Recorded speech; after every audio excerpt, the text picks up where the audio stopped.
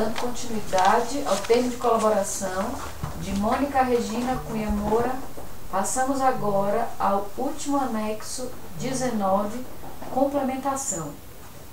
Lembramos que a colaboradora já foi advertida dos seus direitos e dos seus deveres no âmbito da colaboração premiada, de acordo com a legislação que rege a matéria.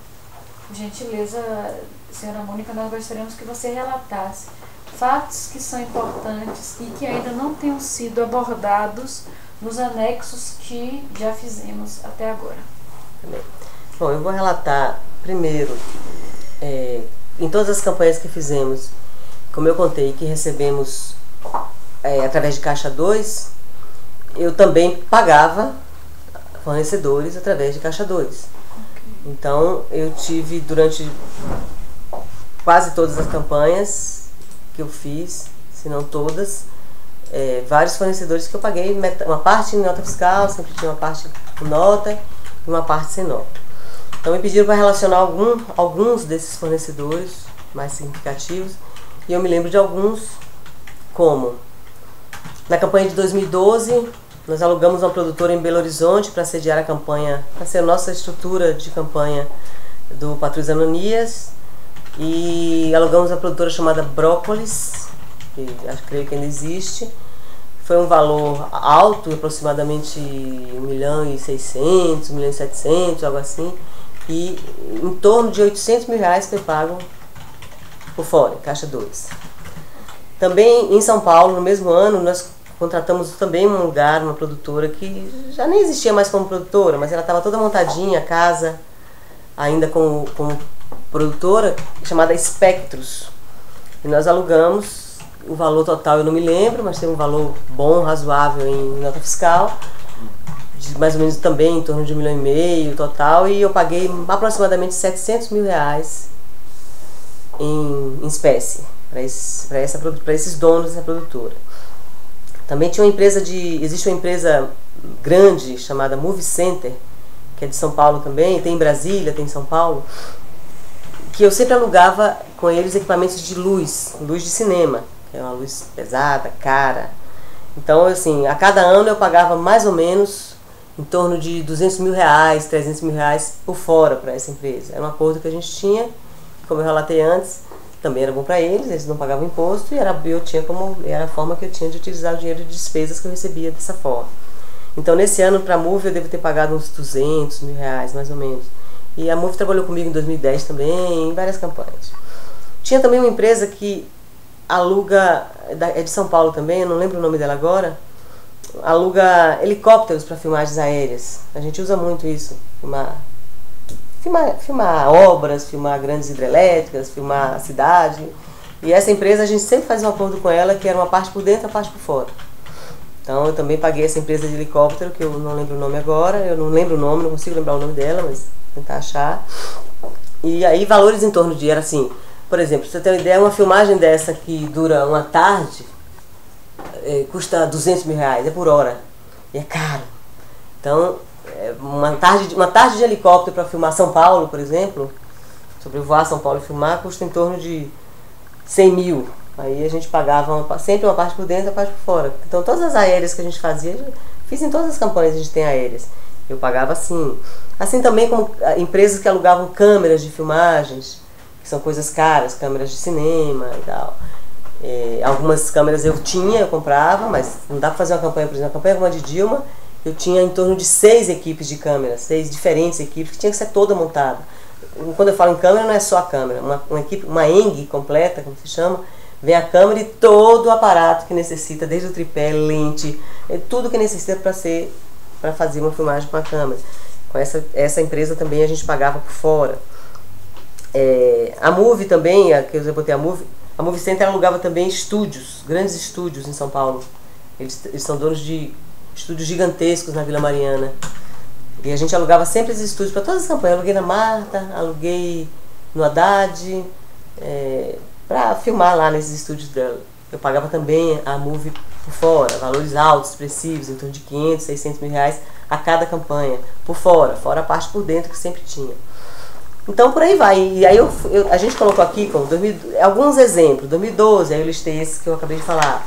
Em 2014, aí eu não vou repetir porque são praticamente os mesmos fornecedores. Helicóptero, luz, tem algum câmera. outro que não foi listado? A própria casa onde funcionou em Brasília também eu paguei uma parte por dentro, uma parte por fora, em dinheiro. Casa que alugou? Eu aluguei uma casa em Brasília, uma grande casa, uma mansão no Lago Sul, onde eu montei a produtora. Uma casa de... Quem que era a casa? Eu tenho um contrato. Tô com o Você nome. lembra o nome dela? Não, mas eu Uma tenho um parte por contrato. fora também. Uma parte por fora, uma parte por dentro. Uma parte em contrato e uma parte em dinheiro. Mas eu tenho esse contrato, eu tenho, então é no nome dele. Enfim, empresas que forneciam esse tipo de coisa, a gente pagava uma parte por dentro, uma parte por fora. É esse tipo de relato que faltava fazer. E eu vou deixar listado todos esses fornecedores e vamos anexar aqui, tentar lembrar mais coisas, mais dados. Ou não só lembrar como achar ali, mas aqui já tem bastante. Aqui eu listei em média, eu citei esse, mas eu listei em média uns 8 fornecedores diferentes que recebiam assim. Certo. Para isso, como complemento, eu quero colocar um fato inusitado que aconteceu em 2014, na campanha, onde eu estava fazendo campanha Dilma Rousseff, e eu recebia dinheiro da Odebrecht. Como eu já relatei aqui, frequentemente eram feitos os pagamentos em dinheiro, naquela forma hotel, flat, com senha e tal. Numa das vezes, se acumulou, eram pagamentos de 500 mil por cada, não era semanal isso, né? Tinham datas marcadas.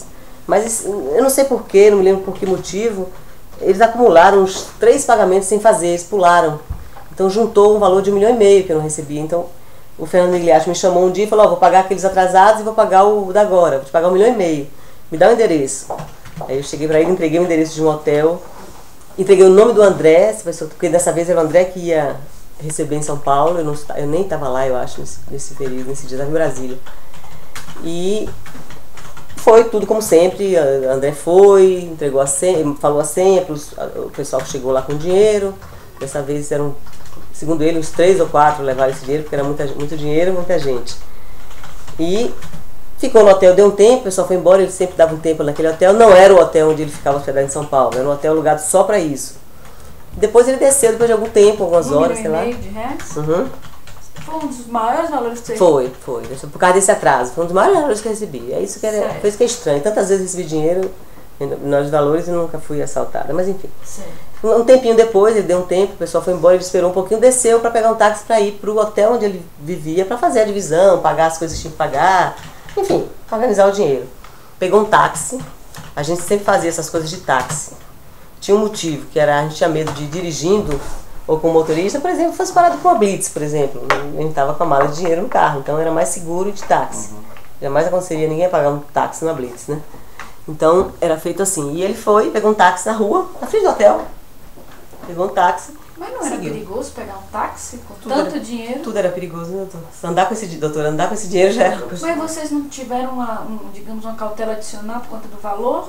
Nenhuma, era tudo igual. Mesma Ok. coisa. Ele desceu com aquela. E dessa vez era uma mala que eles tinham levado e deixado, uma mala de dinheiro. Ou ele tinha a mala lá, ele levou a mala porque ele sabia que era muito e acondicionou, eles entregaram lá. Enfim, esse detalhe eu não sei porque inclusive não foi eu. É uma mala assim de roupa, É uma mala normal de roupa. mas grande daqui. Grande. Essa no caso foi grande. Eu acho que era Rodinha? grande. Não sei. Não fui eu que recebi, entendeu? Foi o André. Sim. Eu sei que ele falou que era uma mala que ele tinha levado ou que tinha. Enfim. Desceu, pegou um táxi e seguiu. Alguns minutos depois, já longe, um pouco longe do hotel, o táxi foi fechado por 2 carros. Ele descreve o carro como 2. Tipo SUV, essas Pajero, não, essas Prado, Sim. tipo Prado, com aquele negócio em cima de polícia, sirene, desceram de um carro só, ele vai contar isso direitinho, tá, os detalhes, mas pelo que me contou, de um dos carros desceram dois homens e mandaram, aí pararam no táxi e mandaram ele descer e falou assim: cadê? A mala tá aí no fundo, me dá a mala aí. Eu tomei um susto, obviamente. Como é que esse cara sabia da mala e fez assim: vem cá, você mexeu nesse dinheiro? André fez: não, porque eu sei quanto é que tem aí, viu? Você não mexeu não, né? Mas ele falou quanto que Não, tinha? só falou isso, assim, tipo ameaçando. Você mexeu nisso aí? Você tirou alguma coisa daí? Porque, tipo assim, se tiver na sua mochila, por exemplo, passa pra cá também. Eu acho que era isso, entendeu? Que ele queria dizer. Você mexeu aí? Não. Ó, eu sei quanto é que tem, hein? Ameaçando, tipo, eu volto pra te pegar ou algo assim. André tremia dos pés à cabeça, entregou o dinheiro. O motorista de táxi também disse que ficou apavorado. entregou a mala, os caras entraram no carro e se mandaram. Então, assim, fato absolutamente estranho, porque quem sabia disso? E o motorista de táxi não quis registrar a ocorrência? Não. Não foi com ele, não foi roubado. Foi o passageiro dele que não quis registrar a ocorrência. Não, me leva pro hotel, quero ir embora. E de lá o André me avisou. Me lembro que até por Skype ele me avisou. A gente conversou, fiquei desesperada. Eu não me lembro se eu estava em São Paulo ou não. Eu sei que ou no mesmo dia, se eu estava em São Paulo, não me lembro, ou no dia seguinte eu fui a São Paulo e fui conversar com o Fernando. Falei, Fernando, aconteceu isso.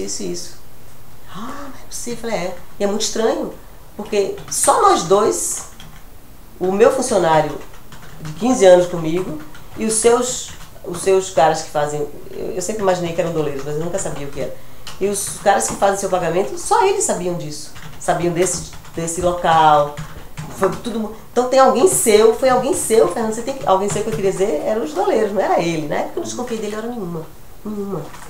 Falei, Fernando, a gente tem que descobrir o que é isso, porque é muito dinheiro, eu não posso perder isso, tá.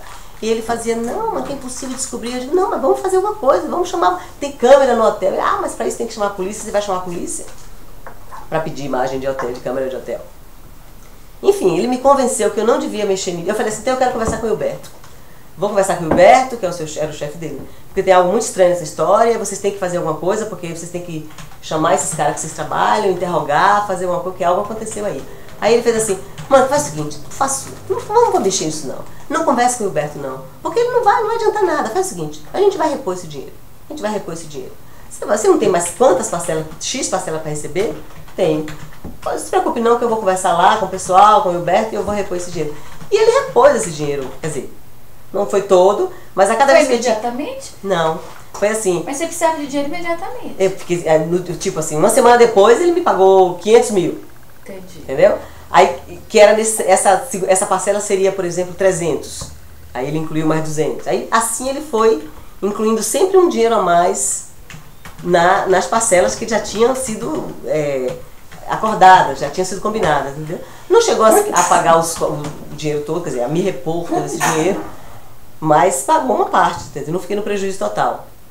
Anos depois, um ano e meio, sei lá quando depois, quando eu comecei a ler essas histórias sobre o Fernando, que foi preso na Suíça, que tinha uma conta, que o próprio Marcelo, que estava com a gente lá na PF, fazia, como é que Fernando tem 100 milhões de dólares, isso é impossível, né? Entendeu? Fernando Pigliatti, na verdade, afundou durante anos essa empresa, entendeu? É isso que se imagina, que todo mundo hoje em dia, o dinheiro era tanto, a movimentação era tamanha, que eu imagino que não havia esse controle tão, sabe assim, de...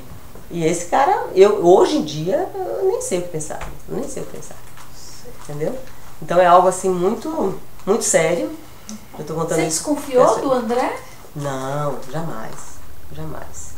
O André é de minha extrema confiança. Total confiança. Trabalha comigo desde 2002, desde que existe a Polis.